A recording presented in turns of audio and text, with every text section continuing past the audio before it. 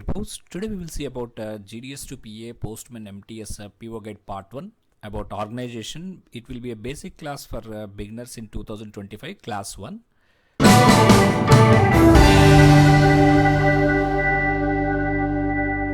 AP సర్కిల్లో PA postmen MTS examination సంబంధించి exams అన్నీ కూడా అయిపోయాయి. రిజల్ట్ కూడా డిక్లేర్ చేయడం జరిగింది. ఇంకేదన్నా ఉంటే ఎవరన్నా నాన్ జాయినింగ్స్ ఉంటే ఏదన్నా ఒకటి అరా వాళ్ళకి అవి వస్తుంది తప్ప ఎవరైతే కొత్తగా ప్రిపేర్ అవుదాం 2025కి ప్రిపేర్ అవుదాం అనుకుంటున్నారో ఈ వీడియో ఉపయోగపడుతుంది.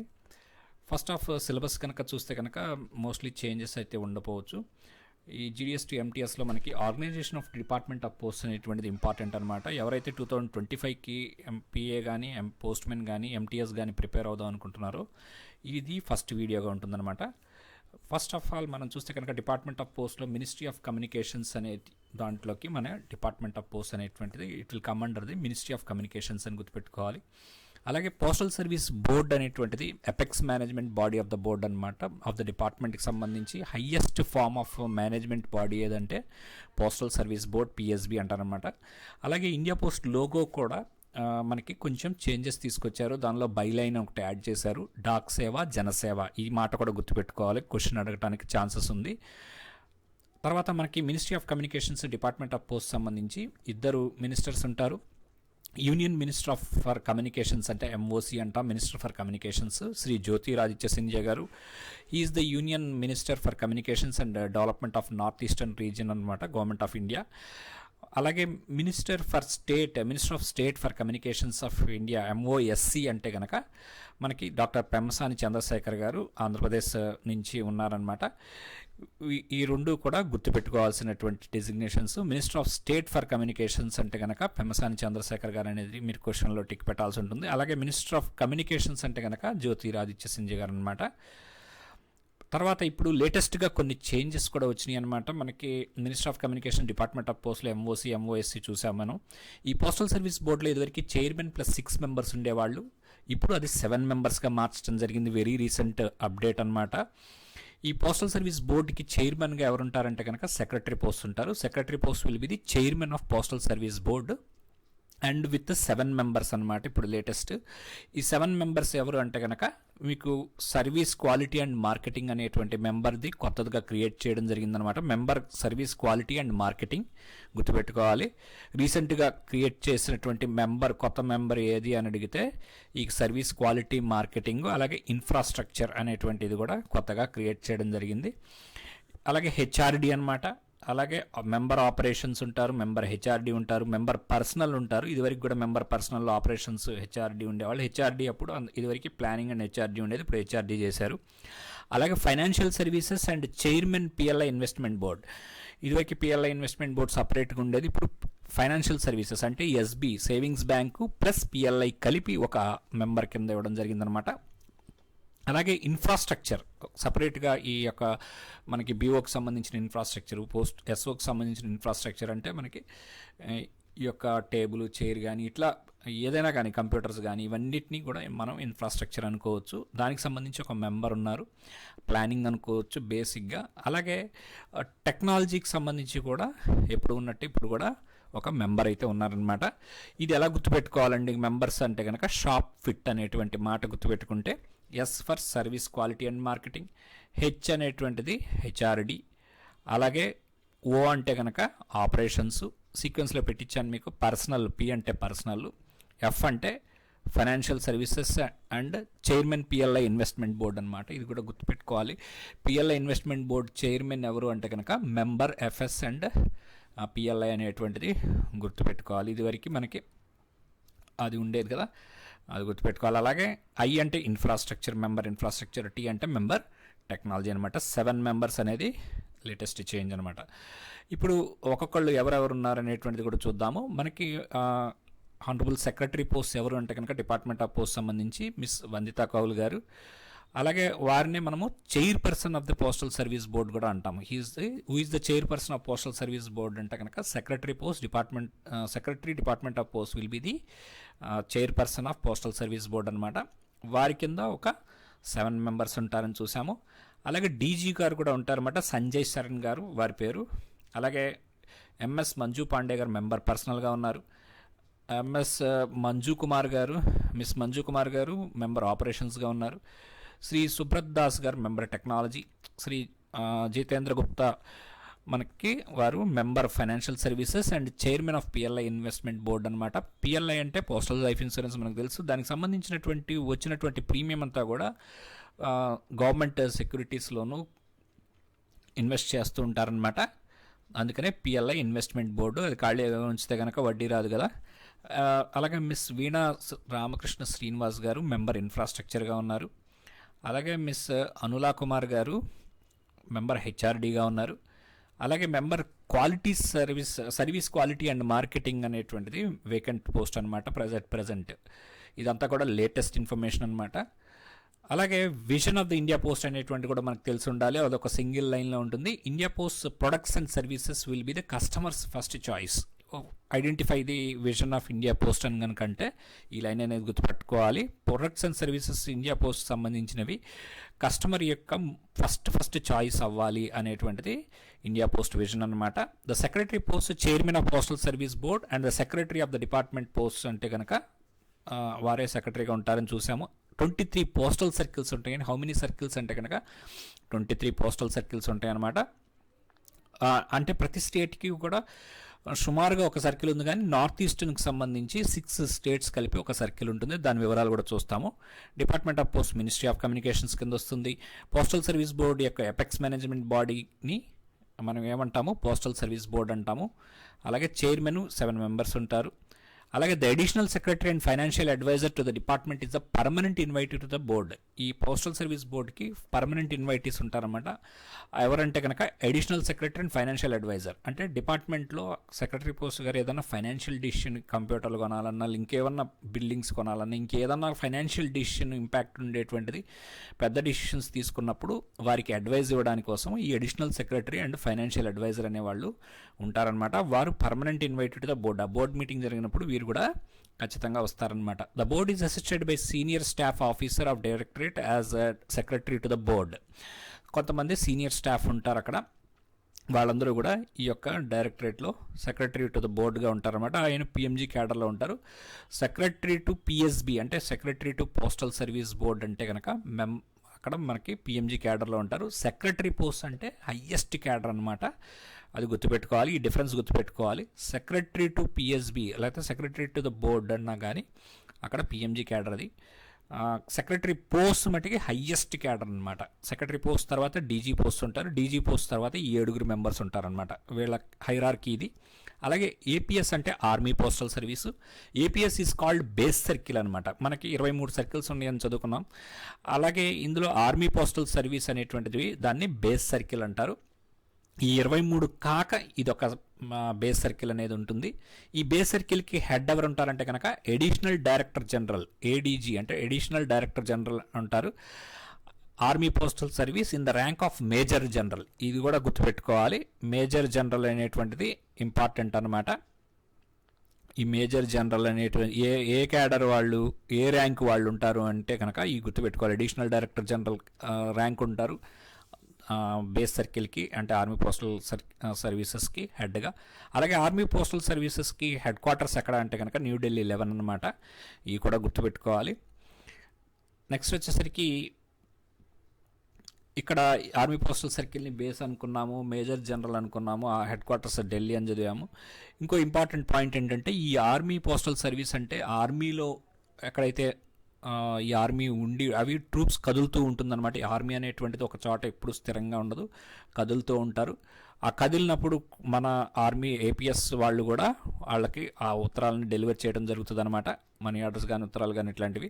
75% deputation from DOP, department of post నుంచి డిఓపి నుంచి 75% మందిని డెప్యుటేషన్లో తీసుకుంటారు. మరి మిగతా 25% ఎవరు ఉంటారంటే కనుక ఆర్మీ నుంచి ఉంటారనమాట. అట్లా ఏపీఎస్ రిక్రూట్మెంట్ అనేటువంటిది జరుగుతూ ఉంటుంది. అలాగే Rafi Ahmed Kidwai national postal academy అనేటువంటిది ఒక పిఎస్ గ్రూప్ బి నుంచి గ్రూప్ ఏ క్యాడర్లో ఉన్నటువంటి ఆఫీసర్స్ అందరికీ కూడా అక్కడ ట్రైనింగ్ అనేటువంటిది జరుగుతుంది. ఇది ఎక్కడ ఉందంటే కనుక గజియాబాద్లో ఉంది. ఢిల్లీకి ఒక 60 సుమారుగా కిలోమీటర్ల దూరంలో ఉందన్నమాట. అలాగే మనకి ఒక 6 పోస్టల్ ట్రైనింగ్ సెంటర్స్ ఉన్నాయి.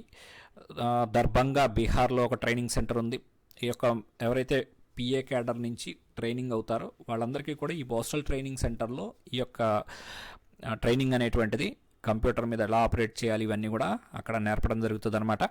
గౌహతి అస్సాంకి గౌహతి, మైసూర్ కర్ణాటక. అంటే ఈ మైసూర్లో పీటీసీ మైసూర్ అంటే పోస్టల్ ట్రైనింగ్ సెంటర్ మైసూర్లో మీకు కర్ణాటక, కేరళ సంబంధించిన వాళ్ళు, ఆంధ్రప్రదేశ్ సంబంధించిన వాళ్ళు, తెలంగాణకు సంబంధించిన వాళ్ళు ట్రైనింగ్కి వస్తుంటారు అక్కడికి.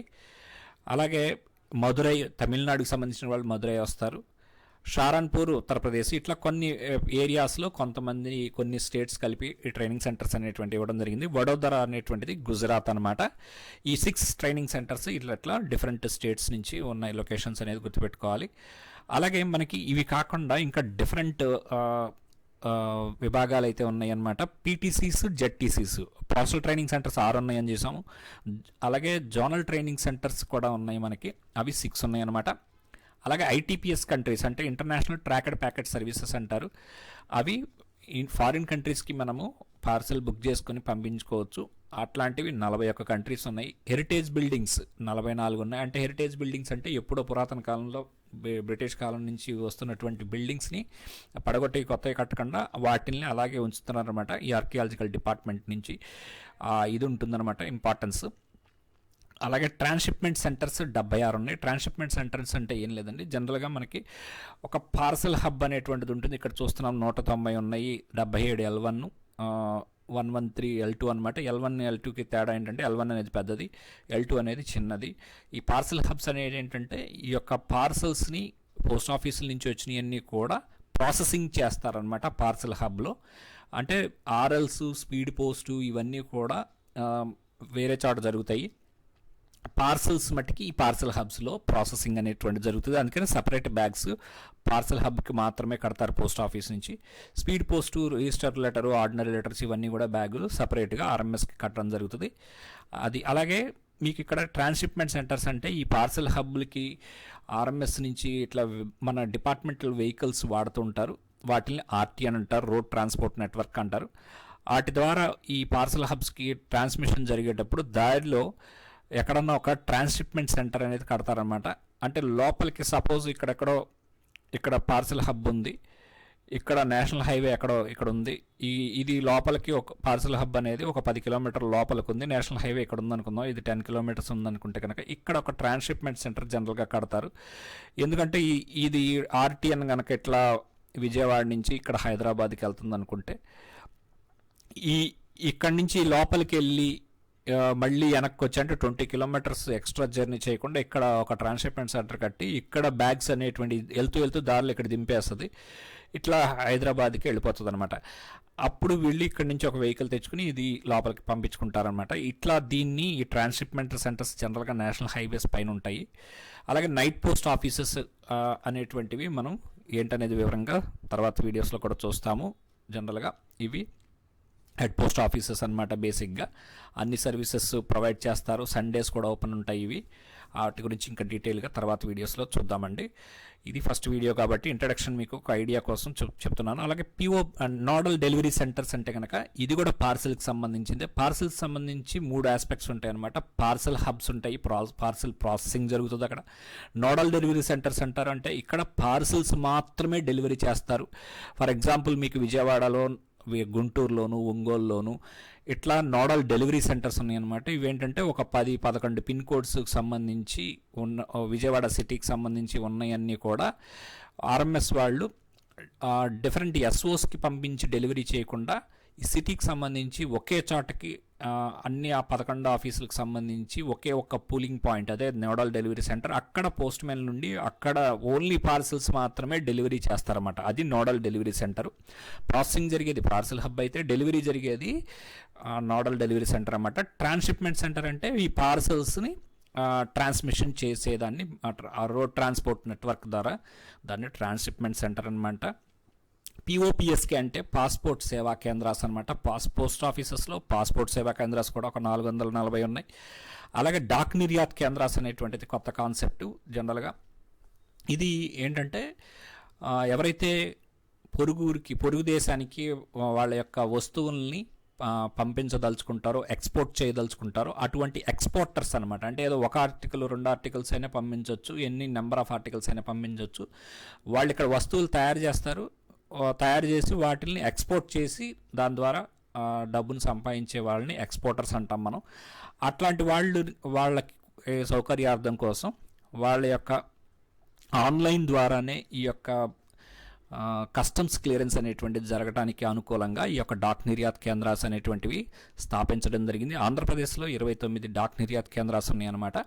ఇక్కడ వాళ్ళ యొక్క ఆన్లైన్ కస్టమ్స్ క్లియరెన్స్ చేసుకోవచ్చు, ఫ్రీ పికప్ ఉంటుంది, వాళ్ళ యొక్క ఆర్టికల్స్ని పికప్ చేయడం జరుగుతుంది, తొందరగా కస్టమ్స్ క్లియరెన్స్ అనేటువంటిది జరుగుతుంది విదేశాలకు పంపించుకునే వాళ్ళకి. అలాగే ఆధార్ సెంటర్స్ మనకి 13,352 ఉన్నాయి దేశం మొత్తం మీద. ఇక మనము కనుక ఈ యొక్క జ్యూరిస్డిక్షన్ ఇట్లాంటివి కనుక చూస్తే కనుక సర్కిల్, హెడ్ క్వార్టర్స్, జ్యూరిస్డిక్షన్ చూద్దామండి. 23 సర్కిల్స్ ఉంటాయని చూసాము. 23 సర్కిల్స్ స్క్రీన్ షాట్ తీసుకోవచ్చు. ఆంధ్రప్రదేశ్కి వచ్చేసరికి హెడ్ క్వార్టర్స్ విజయవాడ, అలాగే యానాం అనేటువంటిది కాకినాడ డివిజన్లో ఉందండి. అది కూడా ఈ ఆంధ్రప్రదేశ్ సర్కిల్ కిందే వస్తుంది. కానీ ఈ యానాం అనేటువంటిది తమిళనాడు స్టేట్కి సంబంధించింది అనమాట. పాండిచ్చేరి అని ఉంటుంది కదా, ఆ పాండిచ్చేరి కింద ఈ యానాం ఉంటుంది. కానీ పాండిచ్చేరి అనేటువంటిది తమిళనాడు సర్కిల్ కింద ఉంది. యానాం అనేటువంటిది మటుకి మన ఆంధ్రప్రదేశ్ సర్కిల్కి ఉందన్నమాట. కానీ అవటానికైతే కనుక ఇది తమిళనాడు స్టేట్కి సంబంధించింది. అలాగే అస్సాం వచ్చేసరికి గౌహతి హెడ్ క్వార్టర్స్, అలాగే సర్కిల్ హెడ్ క్వార్టర్స్ అనమాట. ఇవన్నీ కూడా స్టేట్ హెడ్ క్వార్టర్స్ వేరు, సర్కిల్ హెడ్ క్వార్టర్స్ వేరు. ఫర్ ఎగ్జాంపుల్ ఇప్పుడు ఈ వైట్ కలర్లో ఉన్నటువంటి అస్సాం గౌహతి, గుజరాత్కి అహ్మదాబాదు, హర్యానాకి అంబాలా. కానీ స్టేట్ హెడ్ క్వార్టర్స్ డిఫరెంట్గా ఉన్నాయి. అస్సాంకి వచ్చేసరికి స్టేట్ హెడ్ క్వార్టర్స్ డిస్పూర్, గుజరాత్కి వచ్చేసరికి మనకి స్టేట్ హెడ్ క్వార్టర్స్ గాంధీనగర్, కానీ ఇక్కడ సర్కిల్ హెడ్ క్వార్టర్స్ వచ్చేసరికి అహ్మదాబాదు. హర్యానాకి ఇక్కడ అంబాలా ఉంది మన సర్కిల్ హెడ్ క్వార్టర్స్, కానీ స్టేట్ హెడ్ క్వార్టర్స్ వచ్చేసరికి మీకు చండీగఢ్ ఉంటుందన్నమాట. పంజాబ్కిను హర్యానాకి కలిపి చండీగఢ్ స్టేట్ క్యాపిటల్గా ఉంటుంది. ఇక్కడ సర్కిల్ హెడ్ క్వార్టర్స్ డిఫరెంట్ కాబట్టి HAG అంటే హర్యానా, అస్సాం, గుజరాత్ అనేది గుర్తుపెట్టుకోండి. బీహార్కు పాట్నా, ఛత్తీస్గఢ్కి రాయ్పూర్, ఢిల్లీకి న్యూఢిల్లీ, హిమాచల్ ప్రదేశ్ షిమ్లా, జమ్మూ కాశ్మీర్ శ్రీనగర్, జార్ఖండ్కి రాంచీ, కర్ణాటకకి బెంగళూరు, కేరళకి వచ్చేసరికి తిరువనంతపురం. ఇక్కడ కేరళలో మనకి మళ్ళీ లక్షద్వీప్ అనేటువంటిది వస్తుందన్నమాట. ఈ లక్షద్వీప్ కూడా కేరళ కింద సర్కిల్ కిందే వస్తుంది అనేటువంటిది గుర్తుపెట్టుకోవాలి. అలాగే ఇది ఎలా గుర్తుపెట్టుకోవాలంటే నెక్స్ట్ స్లైడ్లో చూద్దాం. మధ్యప్రదేశ్ వచ్చేసరికి భోపాల్, మహారాష్ట్ర వచ్చేసరికి ముంబై, గోవా స్టేట్ కూడా మహారాష్ట్ర కిందే వస్తుంది, మన మహారాష్ట్ర సర్కిల్ కింద వస్తుంది. అవటానికి స్టేట్ గోవా ఒక సపరేట్ స్టేట్ అయినప్పటికీ కూడా సర్కిల్ వచ్చేసరికి మహారాష్ట్ర కిందే వస్తుంది అనమాట. నార్త్ ఈస్టర్న్ సర్కిల్కి వచ్చేసరికి హెడ్ క్వార్టర్స్ షిల్లాంగ్ అనమాట. ఇది చాలా ఇంపార్టెంట్ అండి, గుర్తుపెట్టుకోవాలి. అరుణాచల్ ప్రదేశ్, మణిపూర్, మేఘాలయ, మిజోరాం, నాగాలాండ్, త్రిపుర ఇవన్నీ కూడా ఈ 6 సిస్టర్స్ అంటారు. నార్త్ ఈస్టర్న్ సర్కిల్కి సంబంధించి 6 స్టేట్స్ ఈ నార్త్ ఈస్టర్న్ సర్కిల్ కింద ఉంటాయి. ఒడిస్సా భువనేశ్వర్, పంజాబ్ చండీగఢ్, అలాగే చండీగఢ్ యూనియన్ టెరిటరీ కూడా పంజాబ్ కిందే వస్తుందని గుర్తుపెట్టుకోవాలి. రాజస్థాన్ జైపూర్, తమిళనాడు చెన్నై, పాండిచ్చేరి కూడా యూనియన్ టెరిటరీ ఉంటుంది కదా, అది కూడా తమిళనాడు కింద వస్తుంది. కానీ అందులో పాండిచ్చేరిలో యానాం కూడా ఉంటుంది, కానీ ఆ యానాం మట్టికి ఆంధ్రప్రదేశ్ సర్కిల్కి కింద ఉంటుందన్నమాట, అది గుర్తుపెట్టుకోవాలి ఇక్కడ. అలాగే తెలంగాణ వచ్చేసరికి హైదరాబాదు, ఉత్తరప్రదేశ్ వచ్చేసరికి లక్నో, ఉత్తరాంచల్ వచ్చేసరికి డెహ్రాడూను, వెస్ట్ బెంగాల్ వచ్చేసరికి కోల్కతా అనమాట. అలాగే కోల్కతాతో పాటు అండమాను నికోబార్ ఐలాండ్స్, సిక్కిము, ఇవి చాలా ఇంపార్టెంట్ అండి. ఈ 3 కూడా అండమాన్ నికోబార్ ఐలాండ్స్, సిక్కిము ఇవన్నీ కూడా మీకు మనకి వెస్ట్ బెంగాల్ వస్తాయి. డామన్ అండ్ డయ్యూ అండ్ దాద్రా నగర్ హవేలీ వచ్చేసరికి గుజరాత్ కింద వస్తుంది అనమాట. ఇవి గుర్తుపెట్టుకోవాలి. మీకు ఈజీగా ఉండటం కోసం ఇప్పుడు సింగిల్గా స్క్రీన్ షాట్ తీసుకోండి. ఆంధ్రప్రదేశ్ విజయవాడ, యానాము, అలాగే గుజరాత్ అహ్మదాబాదు, డామన్, డయ్యూ, దాద్రా నగర్ హవేలీ అనమాట. కేరళ వచ్చేసరికి తిరువనంతపురం, లక్షద్వీప్. కేరళ లక్షద్వీప్ అని LA లాస్ట్లో ఉంటుంది, ఇక్కడ LA స్టార్టింగ్లో ఉంటుందని గుర్తుపెట్టుకోండి. లక్షద్వీప్ అనగానే కంగారు పడకూడదు.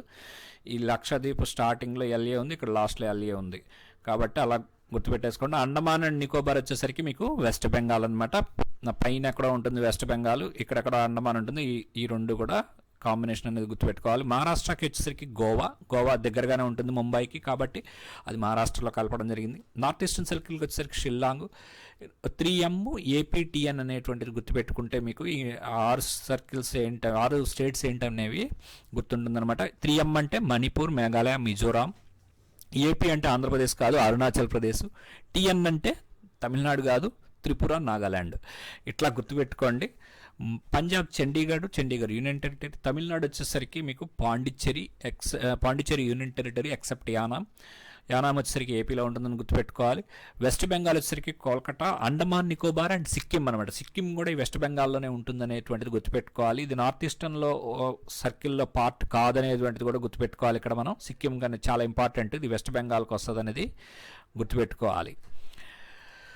అలాగే ఇప్పుడు మనం ఇండియా పోస్ట్ హిస్టరీ కనుక చూస్తే కనుక కొన్ని ఇంపార్టెంట్ పాయింట్స్ మనం అలా చూసుకుంటూ వెళ్దురు. కానీ 1727లో ఫస్ట్ పోస్ట్ ఆఫీస్ని కోల్కతాలో పెట్టడం జరిగింది. 1774లో 3 presidencies of Kolkata, Chennai and Mumbai అనేటువంటిది ఇట్లా 3 డిఫరెంట్ ఇయర్స్లో స్టార్ట్ చేయడం జరిగిందనమాట. ఫస్ట్ కోల్కతా 74లో, చెన్నై 86లో, తర్వాత ముంబై 1793లో చేశారు. 1837లో India post office act 1837 enact చేయడం జరిగింది. 1852లో ఇది ఇంపార్టెంట్ అండి, first ever adhesive postage stamp in Asia was issued in Sindh Dawk అంటారనమాట. స్పెల్లింగ్ కూడా గుర్తుపెట్టుకోవాలి, DAWK. అలాగే 1854లో ఇండియా పోస్ట్ ఆఫీస్ యాక్ట్ అనేటువంటిది primary base for present postal system in India and granted monopoly for carrying mail. మనకి monopoly అంటే మనం మాత్రమే పోస్టల్ ఆర్టికల్స్ని క్యారీ చేయాలనేటువంటిది అప్పట్లో ఉండేది. ఇప్పుడు కొరియర్ సర్వీసెస్ కూడా వచ్చేసాయి కదా. 1854లోనే రైల్వే మెయిల్ సర్వీస్ కూడా ఇంట్రడ్యూస్ చేయడం జరిగింది, సీ మెయిల్ సర్వీస్ కూడాను గ్రేట్ బ్రిటన్కి, చైనాకి. అలాగే 1/10/1854 అనేది చాలా ఇంపార్టెంట్ డేట్ అనమాట. First postage stamp valid across the country was issued on 1/10/1854. Uniform rate of postage based on weight. మనం దేశవ్యాప్తంగా ఎక్కడికైనా కూడా ఒకటే రేట్ అనేటువంటిది, 1 ఇండియా 1 రేట్ లాగా పోస్ట్ కార్డు ఎక్కడైనా కూడా ఎక్కడి నుంచి ఎక్కడికి వెళ్ళాలన్నా ఒకటే రేట్ అనేటువంటిది మనం పెట్టడం జరిగింది దీని ద్వారా అనమాట. అలాగే 1898లో ఈ యొక్క ఇండియా పోస్ట్ ఆఫీస్ యాక్ట్ అనేటువంటిది కొత్తది మళ్ళీ ఫామ్ చేయడం జరిగింది. రెగ్యులేషన్స్ పోస్టల్ సర్వీసెస్ ఎట్లా ఉండాలనేటువంటిది ఇవ్వడం జరిగింది. 18-1911 అనేటువంటిది చాలా important. World's first airmail flight అనేటువంటిది Allahabad to Naini 18 kilometres Ganga river మీద ఫ్లై చేయడం జరిగిందన్నమాట. పోస్టల్ ఉత్తరాలను క్యారీ చేయడానికి ఫ్లైట్ ద్వారా. దాన్నే మొన్న విజయవాడలో డ్రోన్ అప్పుడు చూపించడం జరిగింది ఈ పోస్టల్ స్టాంప్ని.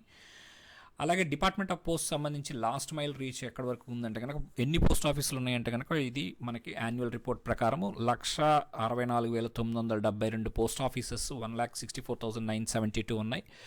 అందులో మీకు చూస్తే కనుక డిపార్ట్మెంటల్ పోస్ట్ ఆఫీసెస్ 25,081. ఆ 25,081లో అర్బన్ వచ్చేసరికి 15,494, అంటే 9.4% అనమాట. Rural post offices 1,49,478. Branch post offices 139,891. GDS వచ్చేసరికి 2.39 lakhs అనమాట. Departmental 1.77 lakhs. On an average post office serves 8,415 people in the country. అలాగే 6,030 people in rural areas, 31,422 people in urban areas. ఈ 8,415 అనేటువంటిది ఎంతమందికి యావరేజ్గా సర్వ్ చేస్తుందంటే గుర్తుపెట్టుకోవాలి. అలాగే యావరేజ్ ఏరియా సర్వ్డ్ అంటే కనుక 19.93 స్క్వేర్ కిలోమీటర్స్ అనమాట. ఇది 2024 లెక్కల ప్రకారం. అట్లాగే నెట్వర్క్ గురించి చూస్తే కనుక postal network at glance circles 23 ఉన్నాయని చదువుకున్నాం. Reasons 54, divisions 462. Postal accounts offices ఎవరైతే మనకి సంబంధించినటువంటి అన్ని అకౌంట్స్ని మనకి చూస్తారో అవి సర్కిల్స్ ఎన్ని ఉన్నాయో అవి కూడా అన్నీ ఉన్నాయి. సర్కిల్ స్టాంప్ డిపో మటుకి ఒకటి ఉంది. ఇది ఎక్కడుందంటే కనుక నాసిక్లో ఉంది సర్కిల్ స్టాంప్ డిపో. అక్కడ స్టాంప్స్ అన్ని ప్రింట్ చేస్తారనమాట. అలాగే పోస్టల్ స్టోరీ డిపో వచ్చేసరికి 26 ఉన్నాయి. Railway mail division RMS divisions 69 ఉన్నాయి. పోస్టల్ ట్రైనింగ్ సెంటర్స్ చూసాం కదా 6 ఉన్నాయి. పోస్ట్ ఆఫీసెస్ ఇవన్నీ కూడా రూరల్ అర్బన్ చూసాము. హెడ్ పోస్ట్ ఆఫీస్ 810 ఉన్నాయి. Sub post office 24,271. Branch post office 1.39 lakhs అనమాట. డెలివరీ పోస్ట్ ఆఫీస్ వచ్చేసరికి 1.51813. Night post offices 119. Sorting hubs 94. Countries covered and international speed post merchandise and document వచ్చేసరికి 100. Covered and international speed post documents మాత్రమే చేసేది 6 అనమాట. Average persons served per post office ఇదే చూసాం 8415. ఇవన్నీ కూడా డిఫరెంట్ ఇవి ఉన్నాయి చూస్తుంటారు కదా. ఇక్కడ మనం కనుక ఫంక్షనల్ చార్ట్ అనేటువంటిది ఇదనమాట. డిపార్ట్మెంట్ ఆఫ్ పోస్ట్ కింద మనకి పోస్టల్ డైరెక్టరేట్ ఉంటుంది. ఆ డైరెక్టరేట్లో మనకి ఇంకా డిఫరెంట్ మెంబర్స్ ఉంటారని చూసాము. వాళ్ళ కంట్రోల్లో ఇంకా ఇవన్నీ కూడా ఉంటాయి. ఆర్మీ పోస్టల్ సర్వీస్ ఉంటుంది, సిఈపిటి ఉంటుందన్నమాట. అలాగే పోస్టల్ సర్కిల్స్ అన్నీ కూడా ఈ డైరెక్టరేట్ కంట్రోల్లో ఉంటాయి, 23 సర్కిల్స్. అలాగే పోస్టల్ డైరెక్టరేట్లో మనకి పిఎల్ఐ డైరెక్టరేట్ అనేది ఒకటి ఉంటుంది, business development directorate BD directorate ఒకటి ఉంటుంది. అలాగే రకన్పా గాజియాబాద్ అక్కడ చూసాము. అలాగే పార్సల్ డైరెక్టరేట్, ఇక్కడ మనకి డైరెక్టరేట్లోనే 3 రకాల డైరెక్టరేట్లు చూస్తాం మనం. Parcel directorate, BD directorate, PLI directorate. అలాగే ఈ ట్రైనింగ్ సెంటర్స్ చూస్తాము, ఇవన్నీ వస్తాయి అనమాట. ఆర్మీ పోస్టల్ సర్వీస్లో 2 రకాలు ఉంటాయి. 56 ఏపీఓ అంటారు, అంటే అది ఢిల్లీలో ఉంటుందన్నమాట. ఆర్మీ పోస్టల్ సర్వీస్ ఏపీఓ అంటాం మనం, ఆర్మీ పోస్ట్ ఆఫీస్ అనమాట, అది ఢిల్లీ. అలాగే 99 ఆర్మీ పోస్ట్ ఆఫీస్ అనేది కలకటాలో ఉంటుంది. ఈ రెండింటికి కూడా ఫీల్డ్ పోస్ట్ ఆఫీసెస్ అనేవి కొన్ని ఉంటాయి అన్నమాట దాని కింద. అక్కడ సార్టింగ్లు అనేది ఈ 2 చోట్ల కూడా చేస్తుంటారు. ఆర్మీ పోస్ట్ ఆఫీసెస్ రెండిట్లో కూడా సార్టింగ్, వాళ్ళకి వచ్చిన ఉత్తరాలను కానీ అవి సార్ట్ చేస్తారు, పార్సల్స్ కానీ. సెక్షన్ బేస్ పోస్ట్ ఆఫీసెస్ అనేటువంటివి కూడా ఉంటాయి అన్నమాట. అలాగే పోస్టల్ సర్కిల్ కింద పోస్టల్ రీజియన్స్ ఉంటాయి, సర్కిల్ స్టాంప్ డిపో ఉంటుంది, రిటర్న్ లెటర్ ఆఫీస్, అంటే ఏదైతే ఉత్తరాలు అడ్రస్లు తెలియక లేకపోతే ఎవరు తీసుకోకపోతే వచ్చేసేవన్నీ అక్కడ చేరతాయి, దాన్ని రిటర్న్ లెటర్ ఆఫీస్ అంటారు. ఆంధ్రప్రదేశ్ సంబంధించి మనకి రిటర్న్ లెటర్ ఆఫీస్ అనేటువంటిది ఇప్పుడు ప్రజెంట్ చెన్నైలో ఉందన్నమాట. ఇదివరకు హైదరాబాద్లో ఉండేది, అది తీశారు. అలాగే పోస్టల్ ట్రైనింగ్ సెంటర్స్ మనం చూసాము. ఆర్ఎంఎస్లు డివిజన్స్ ఉంటాయి, పోస్టల్ డివిజన్స్ కూడా ఉంటాయి మనకి. ఈ ఆర్ఎంఎస్లో మనకి నైట్ పూట ఈ యొక్క ఉత్తరాలు, పోస్ట్ ఆఫీస్ నుంచి వచ్చిన ఉత్తరాలన్నింటినీ అలాగే పార్సల్స్ని కూడా సార్టింగ్ చేసేసి డెస్టినేషన్స్కి పంపించడం వాళ్ళ బాధ్యత. పోస్టల్ డివిజన్స్లో మీకు తెలుసు కదా, పోస్ట్ ఆఫీసులు వాళ్ళ పనితీరన్నీ ఎట్లా జరుగుతుంది అనేది. అలాగే పెద్ద పోస్ట్ ఆఫీసెస్ని వాటిని మనము జనరల్ పోస్ట్ ఆఫీసెస్ అంటారు. ఏదైతే సర్కిల్ హెడ్ క్వార్టర్స్లో చాలా పెద్దగా ఉండేటువంటి వాటిని జనరల్ పోస్ట్ ఆఫీస్ అంటారు. విజయవాడ జీపీఓ ఉంది మనకి ఇప్పుడు ప్రజెంట్, ఇదివరకు ఉండేది కాదు, ఇప్పుడు విజయవాడ జీపీఓ చేయడం జరిగింది హెడ్ ఆఫీస్ని. హైదరాబాద్లో కూడా ఒక జీపీఓ ఉంది. ఫారిన్ పోస్ట్ ఆఫీస్ అనేటువంటిది కూడా మనకి విజయవాడలో ఫారిన్ పోస్ట్ ఆఫీస్ ఉంది. అలాగే పోస్టల్ స్టోర్ డిపో అనేటువంటిది సర్కిల్ హెడ్ క్వార్టర్స్ విజయవాడలో మనకి పోస్టల్ స్టోర్ డిపో ఉంది, హైదరాబాద్లో కూడా ఉంది. తెలంగాణకు సంబంధించి మెయిల్ మోటార్ సర్వీస్ హైదరాబాద్లో ఉంది. అలాగే హెడ్ రికార్డ్ ఆఫీస్ అంటే ఆర్ఎంఎస్కి సంబంధించి ఎక్కడైతే వాళ్ళకి ఎస్పీ గారికి, అదే ఎస్ఆర్ఎం గారికి, ఏఎస్ఆర్ఎంకి, అలాగే ఉన్నటువంటి స్టాఫ్ అందరికీ కూడా జీతాలు రాస్తారు హెడ్ రికార్డ్ ఆఫీస్లో. అలాగే ఇంకా దాని కింద ఉన్నటువంటి ఎస్ఆర్ఓలు అన్నింటినీ కూడా కంట్రోల్ చేస్తుంది. అలాగే సబ్ డివిజన్, ఆర్ఎంఎస్కి సబ్ డివిజన్స్ కూడా ఉంటాయి. ఆ సబ్ డివిజన్స్ కింద సబ్ రికార్డ్ ఆఫీసెస్ ఉంటాయి అన్నమాట. అక్కడ వాళ్ళు రికార్డుని మెయింటైన్ చేస్తారు. అలాగే మెయిల్ ఆఫీసెస్ ఉంటాయి, అందులో ఈ ఆర్ఎంఎస్ సార్టింగ్ జరుగుతుంది. సెక్షన్స్ ఉంటాయి, అంటే రైల్వే బోగీలో మనకి ఒక సెక్షన్ అనేటువంటిది, ఒక బోగీ అనేటువంటిది మనకి ఇస్తారనమాట. అందులో మనం ఒక మెయిల్స్ని క్యారీ చేస్తుంటారు. ఒక విజయవాడ నుంచి చెన్నై అని, విజయవాడ నుంచి ఇంకో ప్లేస్ కానీ, అట్లా నాగపూర్ అని కానీ అట్లా జరుగుతూ ఉంటుంది. ఈ ఆర్ఎంఎస్ సంబంధించి ఒక డీటెయిల్డ్ వీడియో, ఆర్ఎంఎస్ స్ట్రక్చర్ అని కనుక మీరు యూట్యూబ్కి వెళ్ళి కొడితే మీకు అందులో చక్కగా మంచి వీడియో ఒకటి తయారు చేసి పెట్టానమాట. మీకు పూర్తిగా అవగాహన అనేటువంటిది ఉంటుంది, అది కంపల్సరీగా చూడండి. పోస్టల్ డివిజన్ అనేటువంటి సబ్ డివిజన్స్ ఉంటాయి. సపోజ్ మీకు విజయవాడలో ఒక 3 సబ్ డివిజన్స్ ఉంటాయి. అలాగే దానిలో హెడ్ పోస్ట్ ఆఫీసెస్ ఉంటాయి, దానిలో సబ్ పోస్ట్ ఆఫీసెస్ ఉంటాయి, దానిలో బ్రాంచ్ పోస్ట్ ఆఫీసెస్ ఉంటాయి. ఇట్లా ఇవన్నీ కూడా మనకి ఫంక్షనల్ చార్ట్ అంటారు అనమాట. సిఈపిటి అంటే కనుక centre for excellence in postal technology, మనకి అది బెంగళూరులోను మైసూర్లోనూ ఉన్నాయన్నమాట. హెడ్ క్వార్టర్స్ వచ్చేసరికి బెంగళూరు, మైసూర్లో కూడా ఒక ఆఫీస్ అయితే ఉంటుందన్నమాట సిఈపిటికి. రకన్పా అంటే చూసారు కదా, Rafi Ahmed Kidwai national postal academy. ఈ రఫీ అహ్మద్ కెద్వాయ్ ఎవరు అంటే కనుక first minister of minister for communications, minister of communications, first minister of communications మనకి రఫీ అహ్మద్ కెద్వాయ్ ఉన్నారు. వారి పేరు మీదుగా ఈ యొక్క నేషనల్ పోస్టల్ అకాడమీకి ఆ పేరు పెట్టడం జరిగిందనమాట. ఆర్ఎంఎస్ అంటే రైల్వే మెయిల్ సర్వీస్ అనమాట. ఇక ఇంపార్టెంట్ సర్వీసెస్ ఎప్పుడెప్పుడు ఏం లాంచ్ అయినాయి అనేటువంటిది మీకు ఇక్కడ ఊరికనే చూపిస్తాను. కొన్ని ఇంపార్టెంట్ ఇది చూడండి. ఫస్ట్ పోస్ట్ ఆఫీస్ కలకట్టా చూసాము, ఐపీ యాక్ట్ చూసాము, సింధ్ డాక్ చూసాము, ఆర్ఎంఎస్ ఎప్పుడు ఇంట్రడ్యూస్ అయిందని చూసాము, ఫస్ట్ పోస్టేజ్ స్టాంప్ ఎప్పుడు వచ్చిందండి, పిఓఎస్బి 1882లోనే వచ్చిందండి, పిఎల్ఐ 1 1884 అనమాట, ఇది important. India post office act 1898లో, వరల్డ్స్ ఫస్ట్ ఎయిర్ మెయిల్ వచ్చేసరికి 1812 అనమాట, ఎంఎస్ 1944, పిన్ కోడ్ 158 1972, ఇది ఇంపార్టెంట్. స్పీడ్ పోస్ట్ వచ్చేసరికి 1886 అనమాట. ఆర్పిఎల్ఐ వచ్చేసరికి 24/3/95, ఇది ఇంపార్టెంట్. బిజినెస్ పోస్ట్ 96లో వచ్చింది. Tie up with railways, India passenger railway reservation counter, ఇది 2007లో వచ్చింది. ఇండియా పోస్ట్కి సంబంధించి న్యూ లోగో 2008లో వచ్చింది. ప్రాజెక్ట్ యారో అంటే కూడా 2008లో వచ్చిందనమాట. అలాగే ఈఎంఓ అనేటువంటిది కూడా 2008లో స్టార్ట్ చేశారు. మనకి న్యూ లోగో అనేది సెప్టెంబర్ 2008లో స్టార్ట్ అయింది. దానికి ఇప్పుడు లేటెస్ట్గా ఈ సంవత్సరము మనకి బైలైన్ అనేటువంటిది యాడ్ అయింది కదా, జనసేవ డాక్ సేవ జనసేవ అనేటువంటిది, అది కూడా గుర్తుపెట్టుకోవాలి. ఐటీ మోడర్నైజేషన్ ప్రాజెక్టు ఫస్ట్ 1.0 వచ్చేసరికి నవంబర్ 2012. ప్రైమరీ డేటా సెంటర్ అనేటువంటిది 3/4/2013. సర్కిల్ వెల్ఫేర్ ఫంక్షన్ స్కీమ్ జీడిఎస్కి 1/10/2013. ఏటీఎం ఫస్ట్ ఏటీఎం ఎక్కడ ఉందంటే కనుక త్యాగరాజ్ నగర్ చెన్నైలో స్టార్ట్ చేశారు 25/2/2014. Disaster recovery centre 15/5/2015. Jeevan Pramaan 36/2015. PMJJBY 79/2015 APY ఇది. ఇంటరాపరబుల్ ఏటీఎం ఇది ఇంపార్టెంట్ అండి 31/12/2016. IPPB launch 1/9/2018. Internet banking 14/12/2018. Mobile banking 15/10/2019. అలాగే పోస్ట్ ఆఫీస్ ఎస్బీ ద్వారా కేవీపీ ఎన్ఎస్సి ఎంఐఎస్ కూడా బీఓల్లో చేయొచ్చు అనేటువంటిది 23/7/2020 నుంచి స్టార్ట్ అయింది. ECS outward credit facility to ఇది బ్యాంక్ వచ్చేసరికి మే 2021 అనమాట. ఇట్లా మ్యాగజైన్ పోస్టు ఇవన్నీ కూడా గుర్తుపెట్టుకోండి 1/4/2022. ఆన్లైన్ ఎన్పిఎస్ ద్వారా అంటే 22లో. NEFT 18/5/22 NEFT. అలాగే ఆర్టీజీఎస్ ఐఎఫ్ఎస్సి కోడ్ అనేటువంటిది గుర్తుపెట్టుకోవాలి. డిఓపికి సంబంధించి ఐపీఓఎస్ 40 డిఓపి ఇది కూడా గుర్తుపెట్టుకోవాలి 31/5/2022 నుంచి స్టార్ట్ అయింది అది.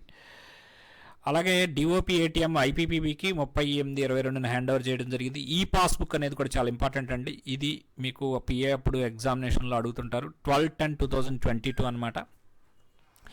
తరంగ్ పోస్ట్ అనేటువంటిది mail transmitted through ropax ferry of in gulf of Khambhat from Hazira to Ghogha అనేటువంటిది ఉంది. అలాగే ఎంఎస్ఎస్సి లాంచ్ అనేటువంటిది 2023లో స్టార్ట్ అయింది. మహిళా సమ్మాన్ సేవింగ్ స్కీమ్ అనమాట.